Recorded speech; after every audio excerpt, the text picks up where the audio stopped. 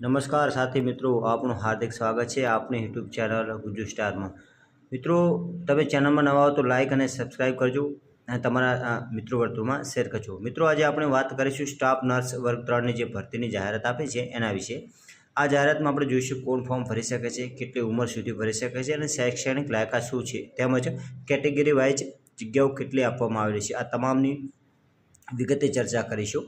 तो मित्रों, पहला આપણે કુલ જગ્યાઓ જોઈએ, જેમાં 1903 છે, જેમાં એસસીની 92 ભરવાની થાય છે, એસટીની 189, ઓબીસીની 510, ઈડબ્લ્યુએસની 192, દિવ્યાંગની 210 અને જનરલની 920।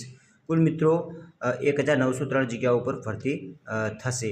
તો મિત્રો, આમાં કોણ ફોર્મ ભરી શકે છે? તો ભારતના નાગરિકોએ અરજી કરી શકે છે। પસંદગી પામનાર ઉમેદવારો પૈકી પરિણીત ઉમેદવારોના કિસ્સામાં સ્ત્રી અને અથવા પુરુષે કાયદાકીય લગ્ન કરેલા હોવા જોઈએ, બરાબર છે। એમાં લગ્નનું સર્ટિફિકેટ કદાચ એડ કરવાનું થશે પાછળથી। અનામત જગ્યાઓ ફક્ત મૂળ ગુજરાતના શૈક્ષણિક પછાત વર્ગ એટલે ઓબીસી, અનુસૂચિત જાતિ અને જનજાતિ અને ઈડબ્લ્યુએસના લોકો માટે જ છે।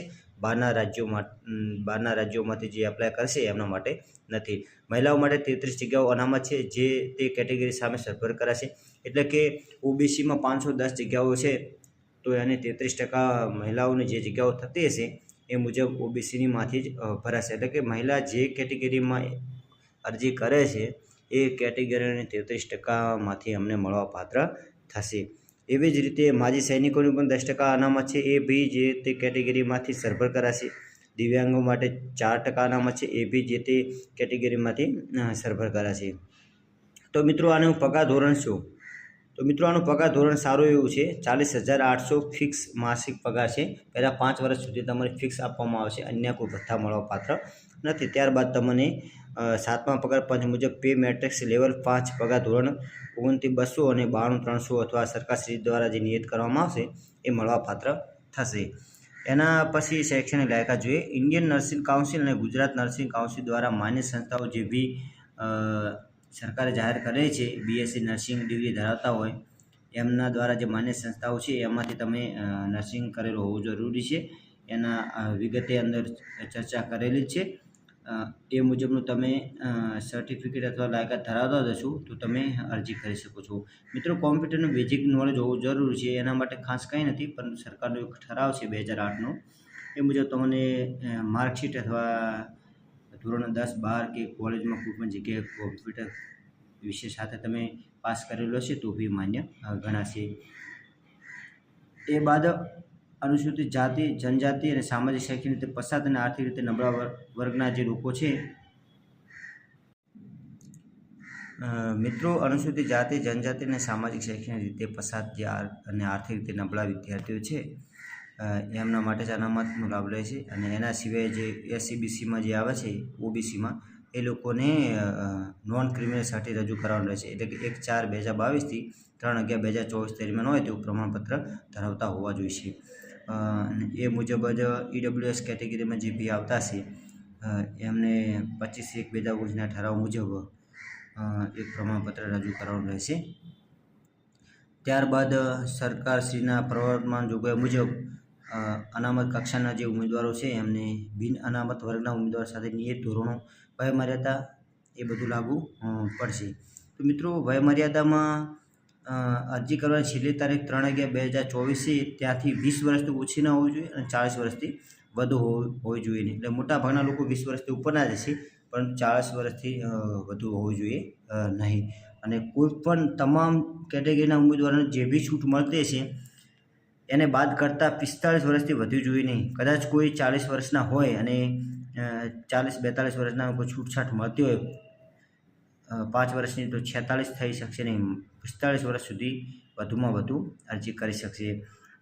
જેમાં ઉપરલા કિસ્સામાં આપણે જોયું એમાં 5 વર્ષની છૂટછાટ આપવામાં આવશે। એટલે કે જે 40 વર્ષની ઉંમર છે એમાં અનામત કક્ષાના જે બી ઉમેદવારો છે એમને 5 વર્ષની છૂટછાટ આપવામાં આવશે। મહિલાઓને અલગથી બીજી 5 વર્ષ એટલે કે 10 વર્ષની છૂટછાટ આપવામાં આવશે। પરંતુ મિત્રો, એવું નથી કે 40 વર્ષની મહિલા હોય અને અનામતમાં આવતી હોય તો 50 વર્ષ સુધી ભરી શકે, કારણ કે ઉપરથી એક નિયમ છે કે કોઈપણ સંજોગોમાં 40 વર્ષથી વધુ હોવી જોઈએ નહીં।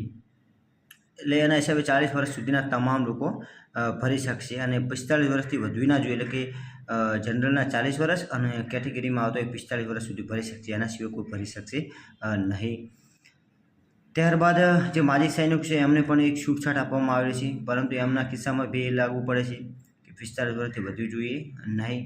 એટલે કે ઓવરઓલ બધા 45 વર્ષથી નીચેના ભરી શકશે અનામત કક્ષાના ઉમેદવારો. ત્યારબાદ જે પસંદગીની પ્રક્રિયા છે એમાં OMR સીટ મુજબ લેવામાં આવશે પરીક્ષા, જેમાં નર્સિંગ વિશેના 100 પ્રશ્નો હશે, ગુજરાતી વિશેના 100 હશે અને પેપર એક નર્સિંગ વિષયનું રહેશે અને મેડિકલ સર્જિકલ નર્સિંગ 20 ગુણ એ મુજબ અભ્યાસક્રમ રહેશે. તો મિત્રો અંદર વિસ્તૃત માહિતી આપવામાં જ આવેલી છે, જે તમે અહીંયા જોઈ શકો છો. દરેક ખોટા પ્રશ્ન જવાબ માટે 0.25 ગુણ બાદ કરવામાં આવશે. ત્યારબાદ મિત્રો ફીની વાત કરીએ તો જનરલ કેટેગરીમાં જે અમે સિલેક્ટ કર્યું છે એમને 300 રૂપિયા ફી અને પ્લસ જે ચાર્જ લાગશે ઓનલાઈન ફીનું લાગે કે પોસ્ટ ઓફિસમાં તે ચૂકવવાનું રહેશે. એના સિવાય કોઈને પણ ફી ભરવાની થતી નથી. મિત્રો પોસ્ટ ઓફિસ તમે ઓનલાઈન ફી ભરવાની છેલ્લી તારીખ 4/11 છે, એટલે કે ફોર્મ ભરવાનું પૂરું થાય એના પછી 1 દિવસ વધુ આપવામાં આવેલું છે. ત્યાં તમે જનરેટ કરી અને તેની રિફંડ મળવાપાત્ર ન હોય ફી ભર્યા પછી જે બી તમને રસીદ મળે એ તમારે સાચવી રાખવાની રહેશે જ્યાં સુધી ભરતી પૂરી થાય ત્યાં સુધી. મિત્રો આ તમામ વિગતો અહીં આપણે જોઈ અને આવતીકાલથી તારીખ 5 ઓક્ટોબરના રોજ ઓજેસ ઉપર મૂકી દેવામાં આવશે અને તમે વ્યવસ્થિત ફોર્મ ભરી શકો છો. મિત્રો કોઈ પણ તમને મૂંઝવણ હોય આ ભરતી બાબતે કોઈ પ્રશ્ન હોય તો તમે કોમેન્ટ સેક્શનમાં કરી શકો છો. અમે જવાબ આપવાના પ્રયત્ન કરીશું. ત્યાં સુધી રજા લઈએ. જય જય ગરવી ગુજરાત.